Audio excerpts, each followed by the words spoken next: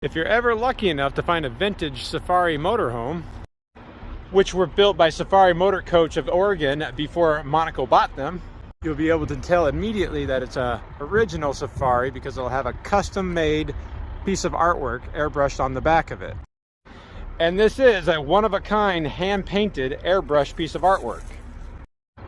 And usually the most common motif is a predator cat motif. The fun part is, if you like hidden pictures, you can find lots of fun things hidden in them.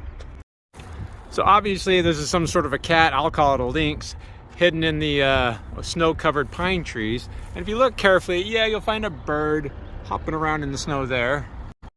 And if you look past here in the shadows, you might see a bunny and another bunny, but those are pretty obvious, not completely hidden. Pictures you can find right there. But if you stare long enough, you'll start finding other things that the artist did hide intentionally. Like this one right there stands out pretty easily as a frog.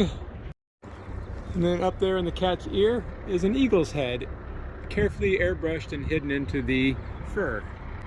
Even harder to see might be this cat's head right there. There's a second one right there. It's also very common to find little tiny cartoon mice and even fairly extravagant trout hidden into all the fur and textures there. So if you are ever fortunate enough in your travels to find a vintage safari motorhome, or you're driving behind one, take a minute to look for all the hidden pictures you can find in there. But unfortunately on this Zanzibar, that's about the most fortunate thing we could probably talk about.